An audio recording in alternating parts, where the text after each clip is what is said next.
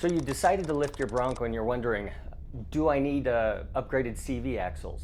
Well, I can tell you the community's split on that. Some swear that the stock axles hold up just fine, while others are blowing boots, slinging grease, and snapping CVs on their first hard trail. Today I'm going to dig into what Bronco owners are actually saying, and I'll share with you what I've learned from building lifted Broncos and Jeeps over the years.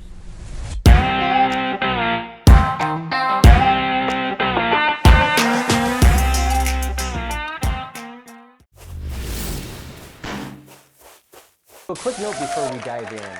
I built and lifted multiple rigs, from full-size Broncos with big lifts to Jeeps with smaller ones. The Jeep had a solid axle and U-joints, which means CV angles weren't even on my radar. But the Gen 6 has IFS, which means CVs up front, and that's what matters here. I'll also be straight, I've never personally snapped a CV, and that's because I don't wheel like a maniac. My build is about reliable rigs that you can take down the road during the week and then hit the trail on the weekend. That's why in this video I'm blending my own experience with what the Bronco community is reporting, especially the guys running bigger tires, lockers, and pushing things harder than I usually do.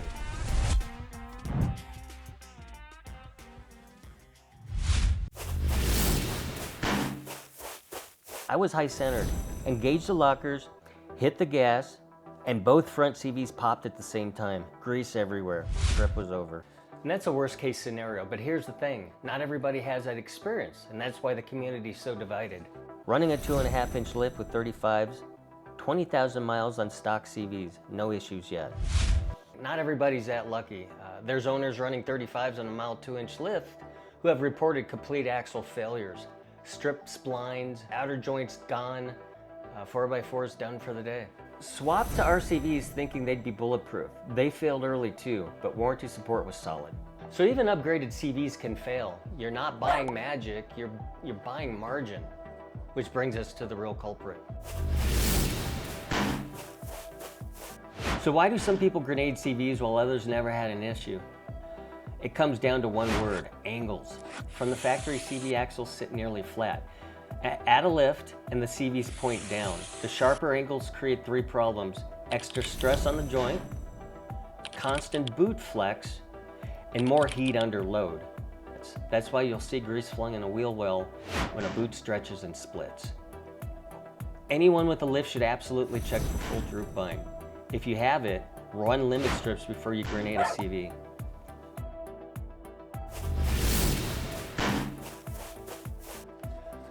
So let's rewind for a second, because not everybody knows what a CV actually does. CV stands for constant velocity.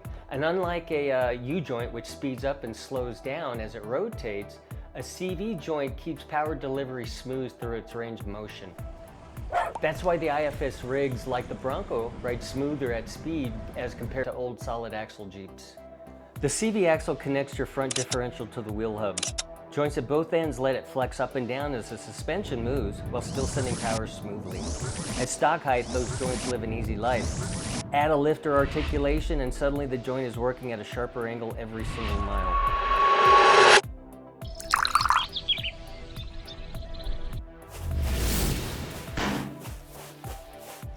And here's the scary part. A broken CV doesn't just kill the wheel.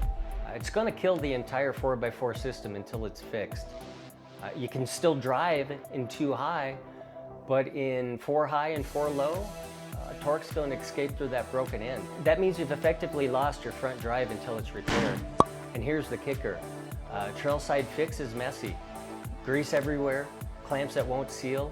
And if you don't have spare parts, your day's done. A broken CV can ruin your trip. Here's what usually causes a CV to fail, and the percentage tells the story. About 25% happen from heat or grease loss. Things like torn boots, missing clamps, or overextended joints that dry out and start grinding. 20% are from contamination, mud, water, or grit getting past a tiny tear and eating that joint from the inside out. The biggest slice, 30%, come down to bad geometry after a lift. When CV angles get too steep and stay that way, stress builds fast. 15% come from driver abuse. Hard throttle hits, bouncing tires, or spinning when the suspension's at full droop. And the last 10% are manufacturing defects or bad rebuilds. They're rare, but they happen. So most failures aren't random.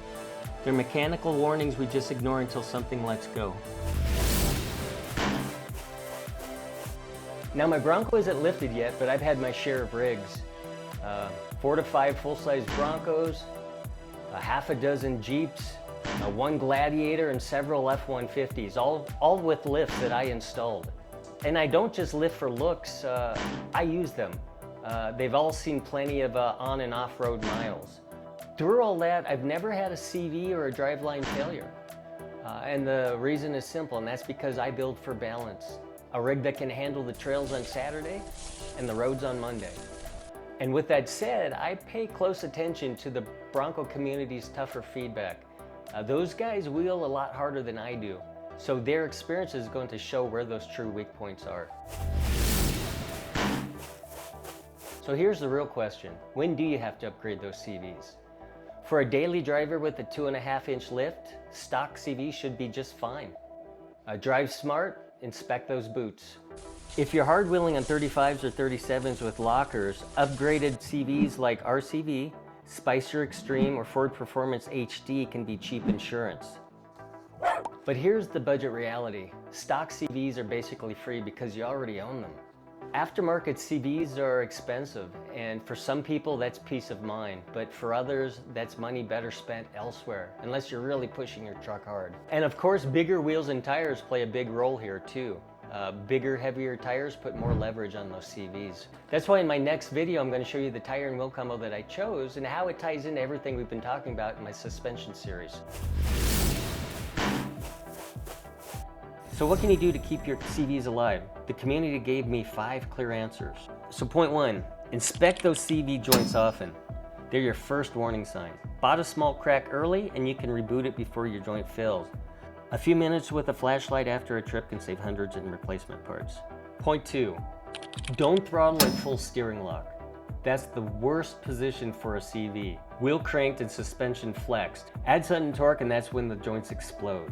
And a lot of new off-roaders don't even realize this habit is the #1 CV killer. Point 3, use limit straps if you have droop bind. When the suspension overextends, the CV joints run out of travel. Limit straps stop that from happening. Cheap insurance compared to a trail repair or a tow bill. Plenty of seasoned Broncos owners swear by them after blowing CVs at full droop. Point 4, pack a quick fix CV kit. Even if you're on stock axle, having a spare boot, clamps, and grease can save your weekend. It's not fun, but patching a torn boot on the trail has saved plenty of trips. Think of it as a trail survival kit for your front end. And point 5, plan for stronger CVs if you're running big tires and lockers.